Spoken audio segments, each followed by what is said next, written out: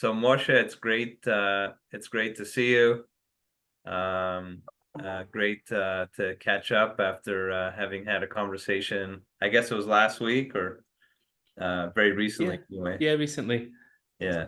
And Okay. yeah, just wanted to dive in a little bit into your fascinating background. Like tell me a little bit about your background growing up, your family background, how you got into social media ultimately and influencing others and being a best-selling author. Just love to hear it all, and we'll dive in from there. Man, sometimes when you ask people to tell the story, it's like, okay, you've got like the 15-second version, you've got the elevator pitch, and then the long. So we'll see what comes through over here because it's been Absolutely. quite a journey as we all come into this world not knowing how it's going to unfold, and then we all have this journey and story to tell. So maybe some sparks along the way I can share. So I'm born and raised in LA. Um, and my my father's Israeli. He moved there when he was 24. He had done the Air Force in Israel. Moved to LA, fell in love with a girl, decided to stay, and somewhere along the way, I show up on the scene. And though both my parents are Jewish, I was not really raised with any sort of religious background, but like a really strong Jewish identity. Always, being uh, very mindful of who we were in that process. And when I was 13, I don't think I mentioned this to you before, but I spent 7 years as the lead singer and songwriter for a rock band. No, I That didn't was know that. Yeah, that was really my life. For every single day of my teenage years, I was writing or playing music. We were assigned to a record label. We were on tour, the radio, MTV, the whole nine yards. What was the name of the band? It was called In Theory. That's So it was cool. like Can I it find was. you on YouTube or Apple Music or Spotify? I think it is on Spotify. I think there were some licensing issues with the record label, so it was taken off of Apple at some point along the way. And that you probably could find some videos on YouTube. I left right before the explosion of YouTube. I 2000 to 2007 was my music career, so there is some clips out there. By the way, I don't know if I told you I'm into music as well. No, you didn't But you mention. could find some of my stuff on YouTube and Apple and Spotify as well. So maybe we'll jam one day together. I was gonna say, yeah. Now I see a collaboration in the works. There you go. So that was honestly that was a lot of fun. I felt very alive in that time. Just called to music. My parents very, even though not all that religious, but very spiritual home. Uh, Listen to your heart, follow your intuition sort of mentality, Mhm. and grounded, but really, really open. Instead of lots of Dr. Seuss, I had a lot of chicken soup for the soul. Those were the bedtime stories and things That's like that. great. So, And where did you live in LA? I grew up in North Hollywood. Nice, nice. Yeah, and then eventually moved to the Pico Robertson area, the Beverly area, if you're Hmm. familiar. Yeah. And I had this sort of I don't know, spiritual awakening at some point. My drummer had unfortunately got addicted to meth, and I mean everyone in that circle was doing something. Yeah, yeah. But it got really bad. He stopped showing up to shows and things like that. And at some point, the label and my manager and my bandmates sat me down and presented me with somewhat of an ultimatum, but really gave me the choice of whether or not to keep him in the band or not. That sent me to, I actually, at that point, my family had moved back to Israel. I was 20 at that point. And I went to get some clarity. I went to get perspective on the situation because he was one of my closest friends. We'd spent almost a decade, working on music together. And when I got back, I had to make a very hard decision, which was to let him go and to hope that he would, seek further rehabilitation. We'd already been in and out of rehab with him a few times, and it wasn't sticking. And he'd go, and he'd have a good month or two, and then it would fall out, and then he'd have a good month or two, and then he'd fall out. So that was hard. So I was going through a lot internally during that time, thinking about life It was the first time that you hear about that side of the entertainment industry, but it's something else when it's your brother, it's your friend, it's someone that you're so close with. And at this, like, the serendipity of it all was that we had a record release party not long afterwards, maybe 2 months later. And somebody at the party came over to me and said, like, "Hey man, how long are you going to do this for?" And I said, "Do what?" And he said, "Play music," which I thought was a funny question to ask a musician, because it's who you are What you do? more than what you do, Yeah. right? More than what you do. Yeah. Yeah. And I said, "I don't know what you mean." He said, "How long are you going to play music for?" And I said, "I don't know. I guess I'll do this till we're successful, and then we'll settle down." I always saw myself as a family man. And he said, "When's that?" I said, "When's what?" He said, "When's success?" And at the time, I told him to grab another drink because he was ruining my buzz and my evening. But I sat with that a lot. The next couple months, I really couldn't shake the question of, like, well, when is that? When is success? And I'd never given that any thought of what success looked like. And after seeing what had happened to my good friend, and doing a lot of research in the music industry, I came to the conclusion that you could be successful at what you do, but still fail at life. That your doing was not necessarily a reflection of your being, and that was something far more primary. And that sent me on this journey. I moved. I mean, again, being a Jewish kid, I didn't end up going to India. I went to Jerusalem looking for truth. Found myself in a yeshiva, and I fell in love with the world that I found. I found depth. How old were you at that time? I was probably almost 21, between 20 and 21. Mm-hmm. Yeah. And what kind of yeshiva was it? What was the nature of the yeshiva? So I'm not exactly sure how to answer. Like, what do you mean when you ask that? Yeah. Was it a yeshiva that had a population of peers who grew up in Jerusalem, very strictly Orthodox? Was it a yeshiva where it was a mix of different kinds of backgrounds in terms of peers? Like what, Understood. was it Understood. Esha Torah? Was it, what was it? Yeah. Got it. Yeah. No, I went to a yeshiva called Machon Yaakov. Okay. It is similar to Aish Torah in its Mhm. nature, which is Mhm. that the background were guys who were not from particularly Orthodox homes, very colorful, individuals and backgrounds, and Yeah, yeah, uh, yeah. That's but what I'm the getting at. Yeah. exactly, but the wisdom was deep. Mhm. The culture felt very grounded. Mhm. It was looking to develop individuals who could both have uh, you might call, like, a baseline mastery of Torah philosophy, but then go back out into the workforce and be involved in the culture. It wasn't. There were a lot of different places you could go, Mhm. different options, Mhm. and they all have kind of like different longer term missions. And one of the goals of this yeshiva was to help people get a baseline to then go reintegrate back into society, not even necessarily to stay in Israel. Really, a lot of the vast majority of the guys in this yeshiva end up back in North America or Europe, wherever they're coming from. What depth of education did you have from the point of view of Torah, Talmud, etc.? Like how deep were you before going into the yeshiva?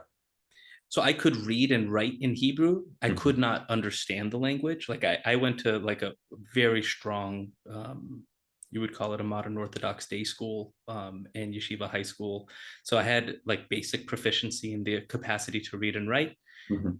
I had seen a lot of it, a lot of Talmud, a lot of Mishnah. Uh, Mhm. I can't say that I integrated any of it. I'll tell you, my personal relationship with Judaism was fascinating because my family did ultimately move towards Orthodoxy when I was about 8, 9 years old. Okay, So interesting. there was a transition period. My younger siblings don't know a life without Orthodoxy. Mhm. I, spent Saturday mornings going to the beach, surfing and boogie boarding, and then one day it was, going to synagogue. So it was like there was a shift that happened mid childhood. Uh-huh, uh-huh. But my parents were very open, and it was very much, you know, uh, live your own journey. So, although it wasn't all that strict in our home, though we had Uh-huh. a Shabbat meal every week. We had, a Friday night and a Saturday meal. Yeah, well, we had similar backgrounds, I think. I went to a Jewish parochial school from kindergarten to grade 11. I went to shul every Shabbat with my dad. We always had a Shabbat dinner. We were kosher in the home. So very similar kinds of upbringing, it seems, from that point. Yeah. Yeah. Yeah, no. We I think kosher also started around that time, around 9 years old, and then that, kind of infiltrated. Yeah. And by the way, you said it was through grade 11, and then after that you had shifted out to a different school, or you had. Well, I mean, that was the end of in Canada in Montreal. That grade 11 is the last year of high Oh, school. really? Oh, So okay, fine. yeah, So so I excuse was my in the same. ignorance. I was no, that I was in the same building, literally from kindergarten to grade 11. And it was French immersion, Hebrew studies, not only Torah and Talmud and Mishnah and all the rest of it. It was also Hebrew language, Hebrew literature, um, all that, and a little bit of English. So it was pretty intense. So we would have our midterm exams. It would be 5 days of social studies exams, mostly in French, but some English. And then it would be the next week, 5 days worth of Hebrew exams. And then Wow. same thing for our finals. But it trained Wow. you So well. you Yeah. you have three languages solid? You feel comfortable in all Not as three? tall as it used to be, but I do have a bilingual certificate for French, and my Hebrew was very good. My friends laughed at me when I walked onto the stage at our graduation, and they gave me the award for effort and merit in Hebrew studies. They're like, Jay got the award for so I was actually pretty good. But when I graduated and I went into college, just given how intense my school was previously, like college was actually easier than high school. Wow. We were very well That's a nice trained. surprise. We were very well trained. Yeah. But back to you. Continue on the journey you were talking about. Yeah. Yeah, yeah, no, it was I felt very blessed. I really didn't know what I was signing up for, and I my original intention was to come and spend a year and just take like a sabbatical to Hmm. figure out a little bit about life and then come back Hmm. and play more music. But I had fallen in love with what I found there. There was a richness that I had never seen before. Again, my relationship to Torah Judaism was very scholastic. It Uh-huh. Uh-huh. was it was my schooling, right? I was in a school that had Torah, but so I saw it no different than I really looked at science or history or math or any, and it was another subject in school. And Mm. I felt always very connected to God and very connected to the soul and to kind of that side of reality. But it did not yet hit me from a Torah perspective. I didn't feel that energy in there until I found the world of Hasidus and Kabbalah and kind of this like deeper dimension Hmm. where I saw that there was a unified system of reality, where I saw there was a philosophy that ran through the mathematics of Torah, where the numbers and the letters and the language and the stories were all um, they were all symbols to a deeper fabric, right? That if you were to go down this rabbit hole, that you see that there's an entire world that wasn't just about rules and regulations or rituals. There was something far more profound, and so I was very excited by it. I'd never seen this before. My mind was open to it for the first time, and I ran deeply into that space, forgot about everything that really existed before. I continued to write music. I Some people kept asking me, are you going to forget about your music? And I really don't believe that's something you can ultimately do. If there's music inside of you, as one musician to another, I'm sure you understand, it's not something that goes anywhere. It's part of your nature. Yeah. and Yeah. and and so even though I wasn't doing it professionally, it was still part of my life. But then I spent 12 years. It was like from when I got there. I went to different yeshivas after that, spent time in Mea Shearim and Beis Yisrael, which is in the heart of Jerusalem, Yeah. in I'm the Mir familiar. Yeah. Yeshiva and other yeshivas. And it was it was an amazing, amazing experience. Gosh, so much in that, which at some point maybe we can double click on some of those experiences. But it was, Absolutely. Oh, we could go, yeah, we could talk all day. We could double and triple click on everything you've been yes, talking about. Yeah. yes, yes. I know. We're just doing broad strokes here, just Yeah, so yeah, get to know each other a bit. yeah. Um, it was it was, and I'm to this day, I just feel so grateful because I don't take it for granted. The idea that you could sit and study anything for 12 years is not to be taken for granted, and Right. that it was something that I was passionate about and fell in love with, and I struggled with. I had wars with internally with some of the content and some of how it interplayed with both my emotional and spiritual well-being along the way. And at some point, I did have this awakening that came. It actually came right when I went to go make amends with my band members. If you can imagine, my band wasn't happy when I told them, "Hey, I'll see you later," and I didn't come back. And so that ended a lot of relationships for me, unfortunately, like some of the closest relationships in my life. And at some point down the line, I wanted to go make amends and sit with them and speak to them and you know talk to them 10 years later. That didn't go well. It wasn't a fruitful trip for me. Hmm. Uh, uh, just the opposite, I think. They were not receptive in the slightest, and that opened up something for me very powerful.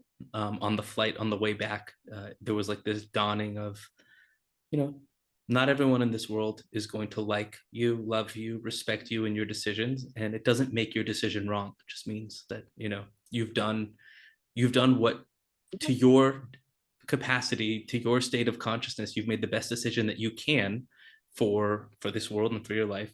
And not everybody has to agree with that, and relationships might disappear along the way in a more permanent sense. But that opened up a part of me that was okay with doing things different from kind of the stream that I was in. And I was at 12 years in the yeshiva world, which I get the feeling a little bit about. Um, there's a stream and there's a flow to how things are done, and almost like what you're groomed to be, who you're groomed to be in that space, rabbinically, as somebody who's going to be a leader in some sense. How old were you at the time that you tried to make amends with your band members? 33. Uh-huh, uh-huh. Yeah, Yeah, yeah. So God willing, there's a lot of time left in life. yeah, yeah. Yeah. 100%. Yeah. Yeah, so I do hope we get there. But in 2019, so about 5 years ago, that's when I went to them. I came back, and I had this like aha realization that why am I staying insular? I've spent 12 years developing both myself, my mind, my heart, and my soul, and I I really wanted to share it with the world. Right. I wanted to share it with anyone that would listen. Honestly, it's like you have this wellspring of beauty and light, and it's a transformative both practice and philosophy. But it was hidden and trapped in Hebrew and ancient Aramaic, right? Mm. So the Zohar is written in Aramaic, the Talmud's in Aramaic, most of Torah books, the Svarim, are all written in Hebrew, a lot of them in biblical Hebrew. So uh, it's very hard to access. And what I found was there's a great discrepancy between people who have access to the real thing, who Yes, then stay insular because they're in this box of people who yes, yes, dedicated 10, 20 years to really get it, the right way. And people who are trying to express it, but they don't actually have the keys to get to the inner vaults. And it was this weird place that I found myself yeah. in, which was a calling to share it universally, but having access to something really like far deep on the inside. So, And uh, which yeshiva were you at as of 5 years ago? well, now by that point, the last 3 years, I was mostly doing private study. So it was by Okay. myself or with private individuals, other like one-on-one teachers or Yeah, chavrusa study partners. sure, sure. So I had gotten like smicha, like rabbinical Yeah. ordination from like a number of places. I have three different smichas. Like I really went down the path of traditional Orthodox rabbinics, uh, Mm-hmm. what I failed to mention is about 6 years in, I had a dark night of the soul where I was learning lots of ideas, but I felt empty inside. I felt far from God and from myself. And so that took me deeper into the world of Torah, the world of psychology, and psychospirituality, and trying to find where those worlds met. So because I was actually going through a challenging time, it actually forced me to go deeper into what I was learning, Hmm. which was different than a lot of the other people that I Right, was hanging out with at the time. right, right. And so, yeah, then I had this idea, which was a seed of a thought that maybe we could share this with the world. I went online at the time. I had this idea for a book, and I wanted to write a book around these things. I think I mentioned this to you last time, and I typed in, how do you make a book successful in the world? How do you make it a bestseller? And it said, you need a platform. And so I typed in, what's a platform? Because I didn't, that language I wasn't used to. I hadn't really been so internet connected for 12 years. I was living in a cave, either studying, praying, or meditating. So that was my life, trying to raise a family. It said, you need a platform. What's that? It said, you need social media. I didn't know what those words meant. So I typed in, what is social media? I found this guy named Gary Vaynerchuk, who was talking about how to optimize your Facebook page and optimize your Instagram and all these different social media things. So he became my guru for the next 3 months. I By the just way, was, before you get to Gary, you said you were doing all these things, and you were meditating. What did meditating mean to you at that time? yeah, so I'd gone through actually quite a lot of Yeah, different meditative practice by that point. That's probably right, six, right. 7 years in. I'd studied from different people within both the Jewish community and outside the community, and in the psychological world, everything from basic mindfulness to, where you're sitting and you're just, either watching your breath or you're watching your thoughts. I'd spent time in more like Kabbalistic circles where you're sitting and meditating on different letters in the alphabet and different numbers and their meanings. I'd spent time in the world of Chabad where you're sitting and specifically thinking about levels and levels and levels of infinitude, and its relationship to God and reality. So I had about 6 or 7 different practices I would do. I would say Interesting. today there's probably 2 different meditation practices that I meditate Okay. avidly every day, twice a day. Wonderful. So big part Yeah. of my life. That Okay, was life good. changing for me. Yeah. Okay, so back. Finding meditation was a huge part of my life. Um, but Amazing. okay, so now Yeah, back to I Gary. found, So you find, yeah, see, I this find Gary guy Gary. seems to know how to do this platform stuff, so I'm following Gary now. Or Yeah, her. that exactly. I'm following him. I was listening to a couple Good. hours of content at a Yeah. time. I had a student come over from the yeshiva to set up my Facebook page and my Instagram, because I when I say didn't know, I mean literally had no idea. I was like, can you Right. come like open up a page for me? Like, I don't know what that means. I didn't have a smartphone. I had what we might call an old phone or a dumb phone that just had text messaging and calls. So I set up these things and I started putting out content, and whatever he was saying was working. Essentially, Gary's message boiled down was, be authentic, provide value and service, do it in a way that people can hear and is creative, and do a lot of it. So that's what I did, and we did a lot and a lot of that for about a year. And then I put out this book that I had written, which did really well. It had a number of great endorsements, including from Deepak, and I tried to have both from the world of consciousness, an expert over there, and then also some of the great rabbinic scholars, and have them both on the same page as far as endorsement around the book. That, like, this is sourced in everything this guy says it's sourced in, and yet it's relevant and can help you in your Right. life. That was what we were trying to build and create. And how did you connect with Deepak Chopra? Also, it was just like a lot of messaging on different social sites, anything that I could find online to try to get through. And it wasn't just Deepak. I mean, I was really reaching out to a lot of people. I connected with Katie, Byron Katie. We connected during that time, and her husband, Stephen, and along the way connected with Marianne Williamson, a lot Sure. of really great people. I mean, like, Right. really just tried to Yeah. connect with people in that space and share what we were trying to do. It felt magical. Like that whole process leading, it still feels magical till this moment. But that process was just watching like the hand of God just kind of move things out of the way, make things come through. The book does well, becomes a Wall Street Journal bestseller. It's now it leads to a TED Talk, and the TED Talk does well, and once you're kind of like in that stream, so things continue to grow, Yeah, yeah, um, and here we are. I mean, there's incredible. gosh, we could share lots of stories, but it's been a beautiful ride. It almost feels like those 7 years in the rock band were a primer for what I'm doing now, because being on a stage or creating something and bringing it to a launch point, and all of the same skills and tools that I used for the band are what I'm using now, but for what I did in the middle, which was what you might call spiritual growth, developing, a slightly more enlightened mind than what I had beforehand, and trying to share this piece in the middle. So it's been and continues to be a really Amazing. great ride, and that's how I get to meet amazing people like you. And Well, and here we are. I was thinking the same thing. The foundation that you built with the music and the performing really was perfect for what you're doing now, and even the comfort level in presenting and being on stage, etc. So it's fantastic. You mentioned at the beginning of our conversation that your parents were spiritual. You grew up in a spiritual home.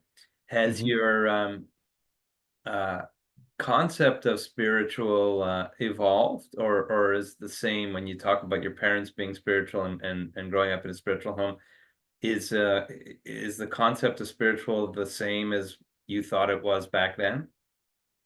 No, I'm so grateful for you in this moment, because it's a question I've never received before. And like, I do so many conversations these days. I really appreciate that question. It's almost like the simple answer is no, it hasn't changed.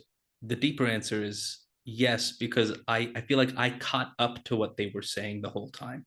Mm, Meaning my mother, who's true, both my parents, but my mother, who was really, really a fundamental part of my inner space in my life. She has been speaking about this the whole time. She went through incredible trauma and hardship growing up. She has been through her fair share of worldly suffering, and that allowed her to be on a spiritual path. And so she was very, very deeply aligned and connected. So the messaging was really top down. It's where I was moving towards the whole time. But I think if you hear the answer, but you don't yet have the question, it's hard to appreciate it. And so when you're raised in a space where you're just given the answer all the time, you take for granted that you've been given all these gifts and you've been given all this wisdom from a very young age. I mean, like, if we're driving and the light went from red to green before we got there, there was a thank you out loud in the car. mm, Everything was very real to her. She was also, and continues to be, pretty clairvoyant.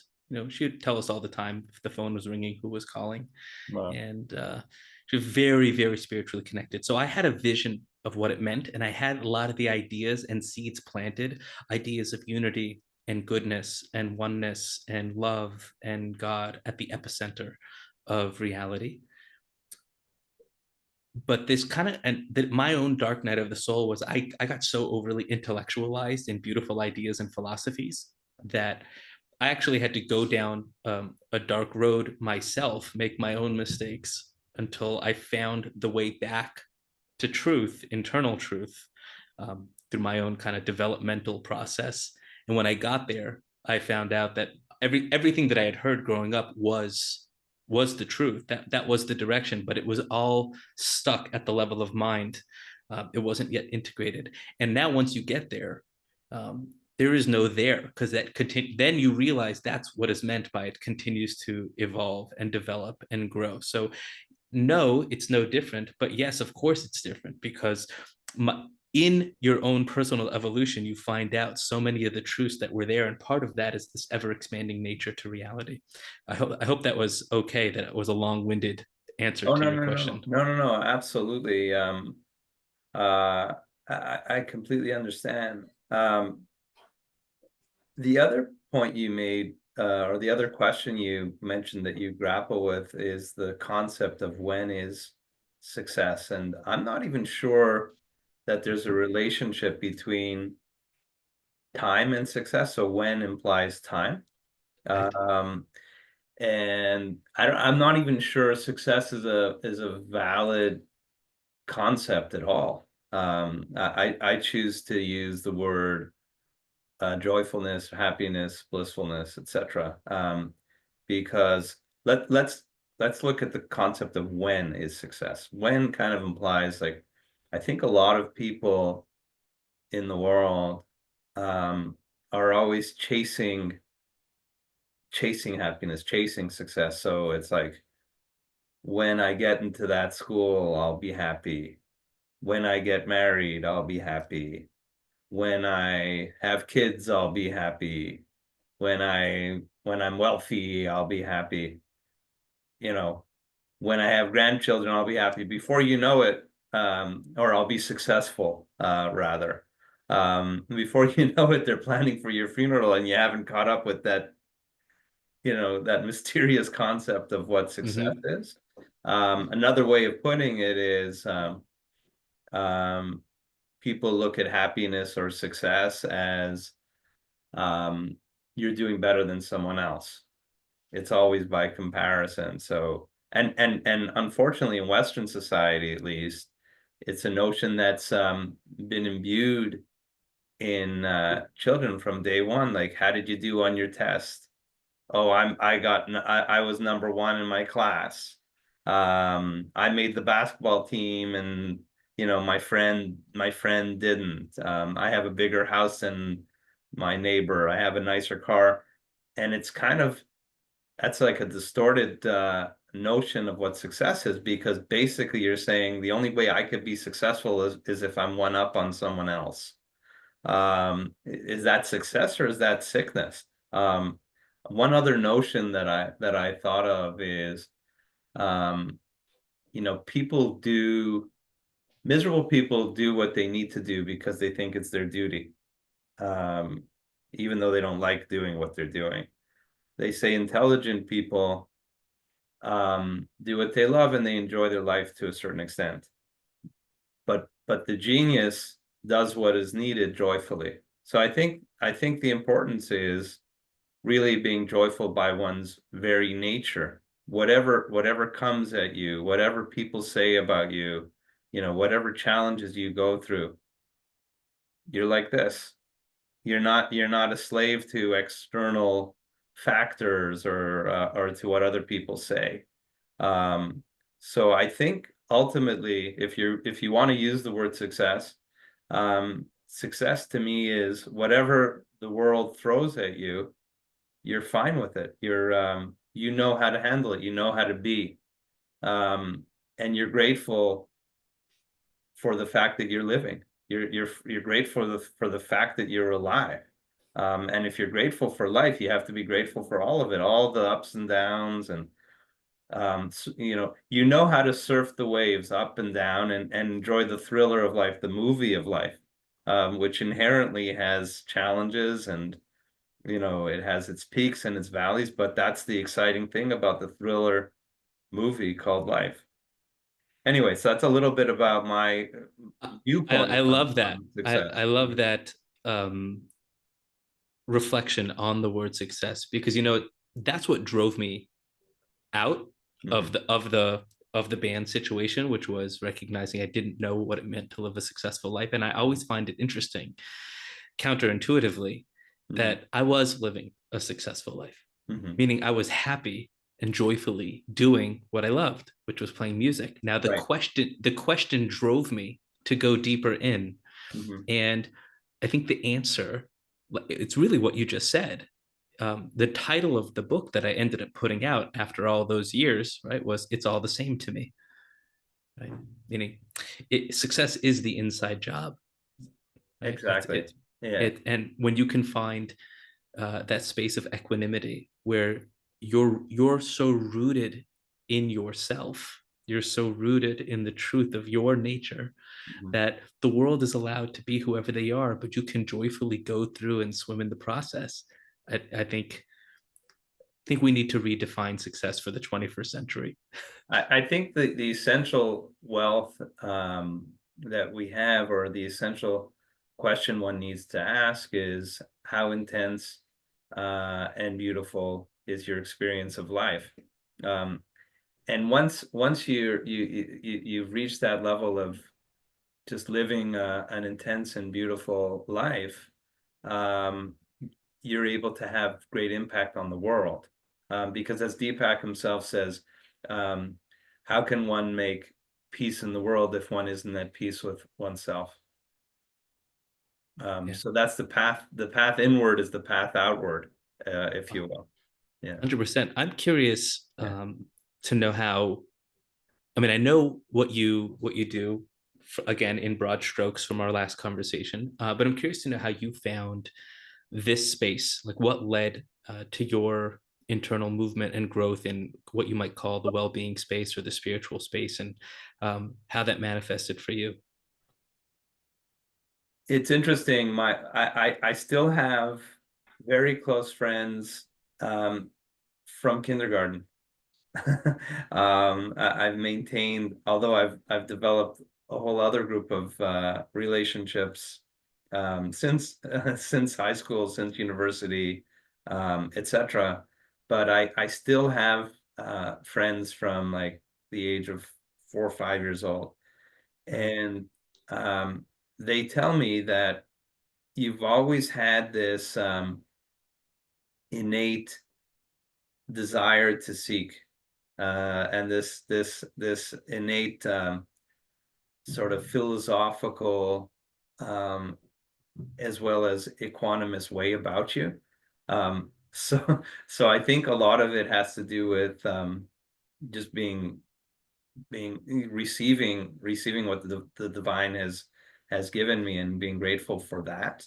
Um, and so it's not like there was a particular event in time that has caused me to go on a certain, we'll call it spiritual path. It's been a path that I've been on literally from day one. I ended up studying philosophy in university, and even my study of law, which I did after philosophy, was less business law oriented and more philosophical and justice oriented in its nature. Even though I am an entrepreneur as well, so there's multi dimensions to who I am and what I do. But it kind of always was in me, and just like everyone else, I've faced challenges along the way. And the more challenges that I faced, the deeper I went into spirituality. Um, because even though on certain levels, sometimes more surface than others, I understood that the most successful people are the ones who know how to be when the waves are coming at them. I had to meditate on that even more deeply every time I faced challenges. So Mm. the more challenges I faced, the deeper I went, and the more equanimous I became, and the more I Mm. was able to grow. So I'm even grateful for the challenges that I faced in life and continue to face, because every time an obstacle is put in front of me, uh, I have an opportunity to go deeper and carve deeper into my being, and have even greater capacity um, to not only grow internally, but also to help the world through my experiences. They say, not that I by any means claim any sort of greatness, but they say the greatest amongst us are the ones who have been hurt the most. And if you go through history, even if you think about Yosef, thousands and thousands of years ago, um, what a remarkable man, after all he had been through, how he had that sense of forgiveness for his brothers, and um, was able to rise after being thrown in the pit and left for dead to become the prime minister of Egypt. I actually named my son Joseph, Wow. largely because I was inspired by his greatness. And even the Nelson Mandela, kind of a modern day Joseph in a lot of ways, to be able to spend decades in a prison on a cement floor and rise to become, president of South Africa, and appoint ministers who actually imprison him and have only forgiveness in his heart. Like the greatest amongst us have been hurt the most. So I'm inspired even by that notion. I love that. That's beautiful. It's one of my favorite verses in the whole of the first book of Gracious is what Yosef says to the brothers at the end of the whole episode, and Mhm. they're there standing in fear that he's going to retaliate on some level, Mhm. and he looks at them with the eyes of, "You guys still don't get it? Atem chashavtem alai ra ve'elokim chashva latova." You thought that you were doing bad to me, but God thought the whole time that this was for good. And just to hold that space, that everything is an opportunity, Right. and you can't lose in a game where you've already won, right? And the fact that you're here having this experience makes you a winner, right? You exist, right? So it's still, you're still living in a polarity driven world if there's win loss, right? Mhm. So if to only win is to embody the notion that either it goes well for me on the physical plane, which is always nice, or Right. it doesn't go well for me in the physical plane, which drives me deeper into myself, which is even nicer. So you can only stand Absolutely. to it. Absolutely. Um, Look, I think an important idea to understand is the more out there you are, the more involved you are, the more problems you're going to have. But what's the alternative? Right? The alternative is sitting home in comfort and security, but having no opportunity for growth. So that's the dichotomy. That's the choice I think many of us have to make. Yeah. And so long as you're ready to embrace growth, and growth doesn't always feel good, but it always leads to the true desired outcome, right? Exactly. You're when you're more expansive, and I like the language you used before, that you can, on some level, you can measure your expansiveness by the depth of the peace that you carry. Yeah. If you can hold space and you're okay with life because you recognize that you're okay regardless of the circumstance, and that life is good regardless of the circumstance. And that ended up being the basis for the TED talk that I gave, which was the TED talk is called the two conditions to unconditional happiness. And the two conditions are, do you see yourself as good? And do you see the world as good? Right now, we can talk about how to get there, but that's ultimately what it comes down to. That if you can hold space for the notion of your goodness and the notion of the goodness of the world, that it's always going to perpetually give you exactly what you need for the next step in your personal evolution, and by proxy makes everything okay. Um, so your happiness is now not conditional anymore. You don't need something to happen. You don't need to be a certain person. You don't need, like you mentioned before, that the career goal or the family goal or the financial goal or whatever goal you think is going to make you happy. You leave those conditions behind because you're good. I'm good and getting better. I'm good and growing. Good and growing. And people say, are you sure that the world is good? Have you turned on the news? The answer is it's good, but we're not finished yet. It's good and getting better. It's good and getting better. And we're working hopefully to repair the world and doing our part and being out there. So it's interesting. The concept of good is another very fascinating topic to me. Um, in law school, I met a very important mentor whose international human rights organization I now chair. And so it was the 90s. I was working for him in the summer, and he represented people like Nelson Mandela and Natan Sharansky back in the day. Um, Sharansky, he was a lead lawyer. Mandela was more of a cameo role as Canadian counselor. But I asked him, but a very big anti-apartheid advocate back in the day. And I asked him, what can we really do in a world that can often make us feel cynical or even indifferent? And he heated uh, me to think about the words of the great sage Maimonides, and I'm sure you know this notion.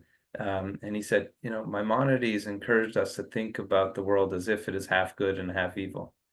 And if you think about it that way, and I have since told my kids this, you know, what that one good deed, whether it's helping a friend with homework or helping an elderly person cross the street or calling a grandparent to say, hey, that one good deed could tip the scale from evil to good. So in that sense, we all have a cosmic opportunity to transform the world for the better. So we can't just sit on our laurels. We, you know, we need to get out there and do our part, but starting with taking care of our own inner engineering, if you will. So, Yeah, when when you embody the light, so you can lift everyone up around you, right? So it's both, and I love that idea of the Rambam as well. This idea that every good thing you do might be tipping the entire world in the right place, and if that's your framework, yeah, you're probably going to live a an overall better life. absolutely. So what's next, Moshe? What's on the horizon? Well, right now, the two things that are sitting right in front of me are I'm getting ready to record and putting all the ideas together for a 3 week spiritual booster course that I plan on doing in January that I'm really excited about. So there'll be 3 weeks of recordings plus live sessions and Q&A, and then I'm going to be traveling and doing a live component to the online course in Israel, London, and the US, which is exciting for me. I haven't seen it done before, but to me, it feels like a Amazing. really great way to connect with the people who are there online because we do so much of our work today through a computer or through a screen. But I think we're going to see a lot more of hybrid experiences because we also need the human element here where we're actually sitting in a room together and there's energy that's connecting, and so you can get a lot of the information through the screen, but then we're going to actually get down and in the same room and share conversations and meditate. So I'm excited about that project, which is going to be the beginning of 2025. And in a couple of weeks I usually tend to once a year take a week and go. I leave my family and I sit and write, and so I'm going to go work on my next book in a few weeks, and I'm excited about that. Amazing. Well, listen, anything I could do to support your work or to help you, it'd be my pleasure. Hopefully, we'll find ourselves in the same city soon, and we could spend time Amen. together. And you know, maybe we do some events together on stage, whatever you like. But I'm here for you, and I'm just very, very excited about this new friendship. There's so many synergies. Well, the feelings are certainly mutual. Thank you. I appreciate the kind offers, and I'm sure we'll find ways to collaborate. Maybe there's some music in there too. Um, Absolutely. Let's do I'm some uplifting. I'm working on a very cool song right now, which I'm very, very excited to bring to the world. So I'll keep you posted on that. I love that. Can I ask what genre are you drawn towards when you write, when you play? Well, for me, it's mostly I love all music, Hmm. first of all. But the music that I'm most drawn to writing is like ballads. Like Cool. ballads, yeah. I love I that. love hip hop. So sometimes it's a ballad with like a cool beat.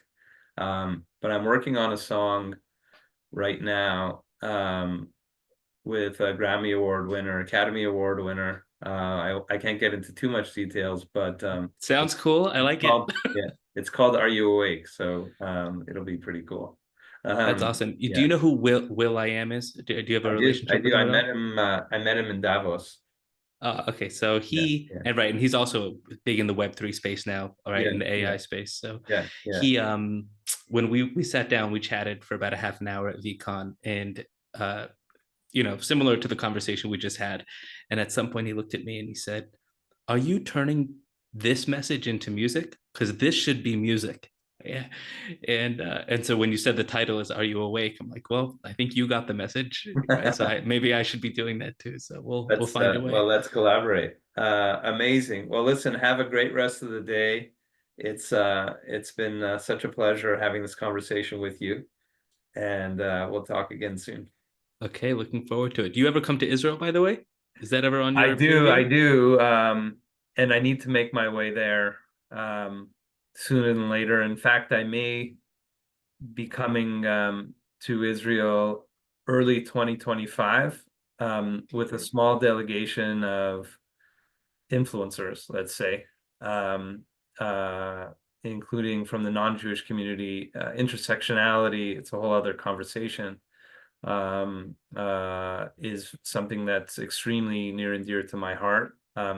Having people of various cultures, have a better opportunity to get to know one another and to humanize one another. So stay tuned, but I'm planning something pretty significant. It's amazing. Hopefully, will come to fruition early 2025 in Israel, and of course, I'll look you up when if and when that happens.